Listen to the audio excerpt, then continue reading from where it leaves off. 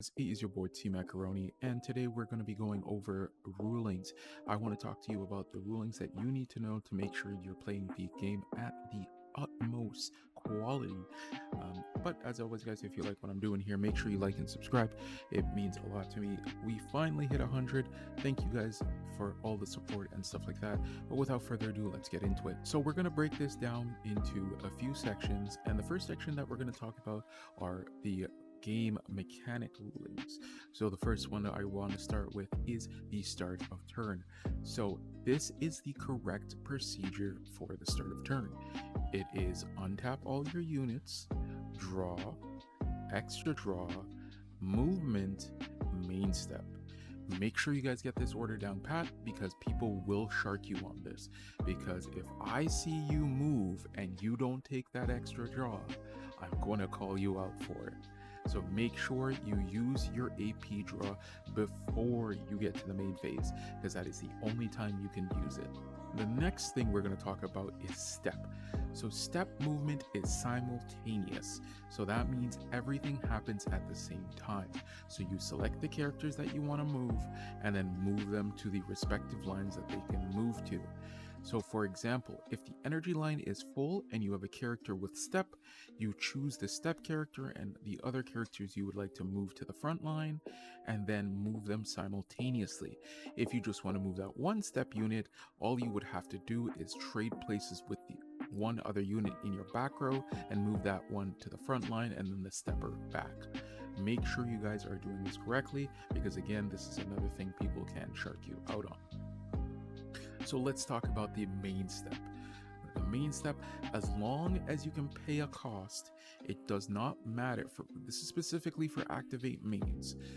As long as you can play an activate main cost, it doesn't matter if the character is resting or if the character is standing or active. You can play the main effect as long as you can pay the cost or lack thereof. So let's say, for example, we have a character that says rest to bring back something from trash or to rest this character to rest something. As long as you can pay the cost, you can do the effect. Usually you will see the activate main, the cost, and then the effect. So if it doesn't have anything there and it's just an activate main, you can do it. That is fine. The next thing we're going to talk about is raid. So raid is obviously the main key mechanic for Union Arena, and it's a very important one that you need to know how to operate. So raid, it doesn't matter if it is in your front line, whether rested or active, or in your energy line, whether rested or active, you can raid on top of it. So please do not think for a second that if you have something on board and you have the raid target that you are unable to raid into it. In that same turn, when you hit a raid trigger in life, you can raid then and there, or you can decline to raid and add the card to your hand.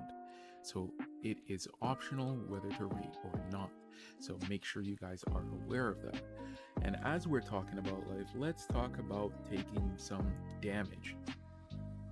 So when it comes to double damage, both life cards are revealed at the same time. So the defending player can then choose how to resolve those. So let's say, for example, it's a Getsuga Tensho and a draw trigger. The person can then draw a card first and then use the Getsuga Tensho special, or special first and then draw. It usually does not matter, but sequencing can help you, because if you are at 2 life, for example, and then you swing and one is a Bankai and one is a removal, you can activate the Bankai first to get the life back, then using a removal to get rid of another body. Long story short, double damage is revealed at the same time, and then the defending player can choose how they want to resolve those triggers. So snipe cannot be blocked. Because it attacks the character directly, there is no window where you can declare a blocker. It is an effect that will always target the character. So for example, if it's something says you can't target a character in future, then you wouldn't be able to snipe into a character. But as for right now, there is no effects in our card game. In the English release, however, not sure about the JP, that can block snipe. So be aware. And if it has impact, it does count as winning the battle, so you will be able to get your one check. Kurapika fans rejoice on that one. The next thing I want to talk about is just triggers in general. I mentioned it before and I will mention it now again so you guys are aware. All triggers, whether active, colored, doesn't matter, are optional. You can choose not to do so. This is very key when it comes to Jugram from the Yellow Bleach, because he says as long as you've triggered a trigger, the person gets to draw to discard one. You can see a trigger in life and decline to use it to deny them the 2-card draw trash one. So remember, triggers are optional. So let's talk about a specific trigger. We're going to talk about the active trigger, because I see online that a lot of people have been getting this one mixed up. So for all intents and purposes, for pretty much every Bandai game, effects are always going to be do as much as you can, as long as you pay the cost or the specific conditions have been met. With active triggers, this is how it reads. It says you choose one character on your field, set it to active, it gains 3,000, right? It does not care whether the character has been set to active off the trigger or it is already active. It is just select one character, if possible, switch it to active, and then give it 3k. So a better way to read this would be choose one character is the cost, we switch it to active, if possible. If it's not possible, we continue to the other effect, which is giving it plus 3,000. And this is specifically key because not only does green bleach have things that stun, and if you hit an active trigger in Toshiro, as we mentioned before, that Toshiro you will not be able to get the effect to restand, but you will still get the 3k, which can be relevant in certain scenarios. And then that is pretty much when it comes to triggers. The next thing we're going to look at is impact, and this is another one that has been getting people online and they're not sure how to do it and why things are different or how things work. So let's explain that and go over it together. When it comes to impact, impact is a keyword. As long as a character has impact, when it wins a battle, it will deal 1 point of damage. So for all intents and purposes, or depending on what impact value it has, so some cards will feature impact 2, so forth, so on. For all intents and purposes, impact number value, that is a keyword. If something is able to give it impact +1, that means you're going to take the impact value and add +1 to it. And that's where we draw a difference. So impact 1 and impact +1 are two different things. So if a character has impact 1 naturally, then if it gains impact 1, just impact 1, it will have 2 instances of impact 1. So when you swing and win the battle, you'll have 2 triggers of impact 1. But however, that is redundant because it is the same trigger, it's activating at the same time. However, if that character that has impact 1 naturally gains impact +1, now it will be going from 1 to 2 because it's +1. So now it's going to be dealing impact plus impact 2, and so forth, so on, depending on how many impact +1s you can give it, or impact plus X. There are cards in future sets that will address impact plus X, but for right now, the biggest we have is impact +1. So be aware that is how that is done. There is a big difference between impact 1 and impact +1, so make sure you guys are reading your cards and doing the correct effects. That being said, if a character has impact +1 or impact +2, and let's say they're dealing 3 points of impact damage, Impact Nullify negates all instances of impact, no matter the number. So, impact plus 3 swing, I have an impact negate or a nullify, it will just nullify the 3 damage. Be aware of that. You will get got. So, now we're going to go into some character specific ones. And this video is getting a little bit lengthy, so I'm only going to touch on 3, maybe 4 specific ones. If you guys want me to do a part 2, just let me know and I will go over it. So the first one, and probably the nearest and dearest to my heart, is Yowatch. So in my yellow deck profile, I did talk about this one specifically, but I will run it back for you guys again. When it comes to Yowatch and his first effect of being able to strip the top card from a raid card, it does not count towards sidelining.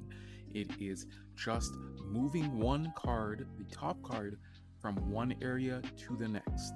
You are not sidelining anything. You are placing, that is the key word, placing the card to the sideline. So make sure you guys do not get caught by yellow bleach players. On the topic of yellow bleach, let's talk about yellow color triggers. So yellow color triggers are one of the more interesting color triggers because they can choose something, set it to rested, and then the next, that's the key word, next time they would become active, whether it be via trigger or being restanding naturally at end of turn or start of turn, they cannot do so. So it is a one-time use stun. Make sure you guys are aware, because what you can do is, let's say for example that first trigger is let's say you get stunned for whatever reason, for let's say from the fear or something like that, and then they swing and they hit an active trigger. You can still target that unit, right, that is quote unquote stunned for one instance. That is the one instance. The active trigger would be the one instance, and then you are able to restand on your turn. So make sure you guys are aware that is how that works. And talking about stun, I mentioned him a few times before, but probably one of the biggest ruling headaches I've seen so far is Toshiro Hitsugaya from the green bleach 13 core card archetype. Now, the 2 points I want to touch on is freeze and what happens when you freeze something. So the first thing we need to look at is the freeze.